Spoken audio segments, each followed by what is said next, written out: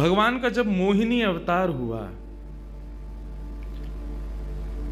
तो मोहिनी अवतार के उस स्वरूप के सौंदर्य पर 33 कोटि देवता न्योछावर हो गए। सबके मन में यह भाव आया, ये जो भी प्रकट हुई हैं ये किसी भी प्रकार से हमको हमारी गृहिणी के रूप में प्राप्त हो जाएं। इतने सुंदर ठाकुर जी बनकर के आए। चंद्रमा भी पीछे पीछे चल रहे हैं, शंकर जी भी पीछे पीछे चल रहे हैं, ब्रह्मा जी भी पीछे पीछे दौड़ रहे हैं, वरुण आदि आदि जितने भी देव हैं सब मोहिनी पर ऐसे लट्टू हुए कि एक बार हमको देख बर ले, एक बार केवल हम पर दृष्टिपात कर दे, उसी मात्र से हमारा कल्याण हो जाना है। ऐसा ठाकुर जी का स्वरूप। परंतु उन 33 कोटि देवताओं में एक देव ऐसे हैं जिनका मोहिनी के प्रति ऐसा कोई दुर्भाव नहीं था, और वो देव थे सूर्य। सूर्य ने जब मोहिनी के सौंदर्य को देखा तो उनके मन में भाव आया, इतनी सुंदर, इतनी सुकुमारी, इतनी कोमल, इतनी मधुर।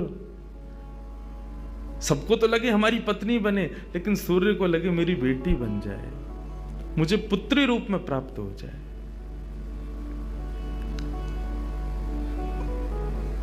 जब सूर्य के हृदय में यह भावना उत्पन्न हुई तो मोहिनी ने कटाक्ष नेत्रों से सूर्य की ओर देखा, बाकी किसी को देख ही नहीं रही हैं, और देख करके केवल ठाकुर जी ने उनको इशारा किया। बोले तो आपकी ऐसी इच्छा है? सूर्य बोले जी भगवान, मेरी बहुत अभिलाषा है कि आप पुत्री रूप में मेरे यहां पधारो। ठाकुर जी बोले इतना साधारण नहीं है हमको प्राप्त करना, पुत्र रूप में प्राप्त करना फिर भी साधारण होगा, लेकिन पुत्री भाव में ये तो असाधारण है, इसके लिए आपको तप करना पड़ेगा। सूर्य बोले मैं आज से ही तप करूंगा, लेकिन आप वचन दो मेरे यहां पधारोगे और इसी रूप में पधारोगे। मोहिनी ने कहा यदि मैं तुम्हारे भजन से प्रसन्न हुई, यदि तुम्हारी भक्ति में, तुम्हारे प्रेम में प्रबलता हुई, मोहिनी 33 कोटि देवताओं को मोहित करती है, लेकिन तुम्हारे भजन के प्रभाव से मैं जब तुम्हारे यहां अवतरित होंगी तो मोहिनी को भी मोहित करने वाला रूप धारण करके आऊंगी। मोहिनी जिसने तीनों लोकों को अपने रूप पर न्योछावर कर दिया, वो मोहिनी भी जिस रूप को देख करके मोहित हो जाए, वो रूप आएगा आपके यहां पर। वही सूर्य वृषभानु जी के रूप में प्रकट हुए हैं। और जब वृषभानु जी के रूप में प्रकट हुए, उससे पहले एक राजा के रूप में भी आए थे, तब भी इन्होंने तपस्या की थी, लेकिन ठाकुर जी नहीं पधारे। जब वृषभानु के रूप में प्रकट हुए तो इन्होंने ठाकुर जी का यजन करना बंद कर दिया, ब्रह्मा जी का यजन प्रारंभ किया, ब्रह्मा जी से प्रार्थना की। ब्रह्मा जी प्रकट हुए, बोले क्या वरदान चाहिए? बोले वरदान आपसे नहीं चाहिए, वरदान हमको किसी ने कहा था कि वे हमारे यहाँ पुत्री रूप धारण करके आएंगे, मुझे लग रहा है वो कहीं भूल नहीं गए हो, इसलिए ब्रह्मा जी आप बहुत करीब हो ठाकुर जी के, आप उनको जाकर के संकेत करो कि कोई आश में बैठा उनकी में। जब से मोहिनी स्वरूप देखा तब से हम पागल हुए फिर रहे हैं। 33 कोटि देवताओं के मन में यही आता है कब प्रकट होंगी दोबारा। कृपा करो, आप प्रार्थना करो कि वो पधारें। ब्रह्मा जी बोले आपके भजन में इतनी सामर्थ्य है कि ठाकुर जी मना नहीं कर सकते। बोले तो फिर मुझे विश्वास के लिए कुछ तो कह करके जाओ। ब्रह्मा जी बोले मेरी जिम्मेवारी बन जाए, इसलिए चलो इस पर्वत के रूप में मैं विराज जाता हूं।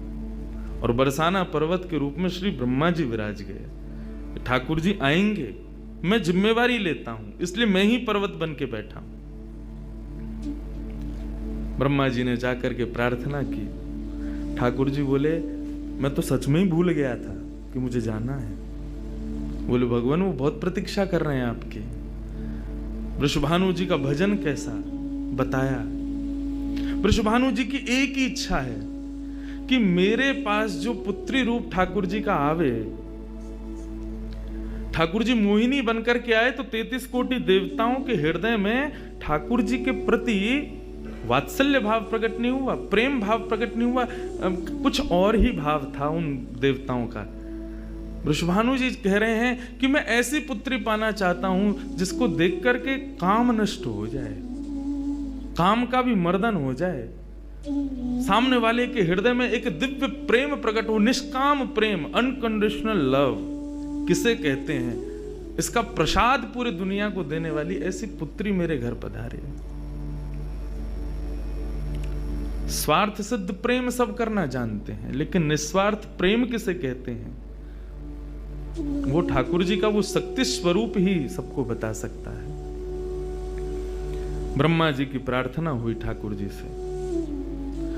ठाकुर जी अपने वैकुंठ में विचरण कर रहे हैं, विचार कर रहे हैं कैसे करूं, नंद यशोदा के यहां भी जाना है, देवकी वसुदेव के यहां भी पुत्र बनना है, पहले से ही 4 मम्मी पापा हैं हमारे, अब ये 2 मम्मी पापा और कैसे बनाऊं, 6 माता पिता। तब ठाकुर जी विचरण कर रहे थे, तभी एक खंभ में मणि, उस मणि में ठाकुर जी ने अपना प्रतिबिंब देखा। ठाकुर जी अपना प्रतिबिंब नहीं देखते, क्यों? बहुत कम देखते हैं। जब श्रृंगार आरती होती लाल जी की तभी इनको प्रतिबिंब दिखाते हैं, और उस प्रतिबिंब में भी इतने इतराते हैं महाराज, उसमें भी स्वयं को देख करके खुश हो जाते हैं, वाह मैं कितना प्यारा लग रहा हूं। अपना प्रतिबिंब ठाकुर जी इसलिए नहीं देखते क्योंकि स्वयं ठाकुर जी मोहित हो जाते हैं खुद ही पर।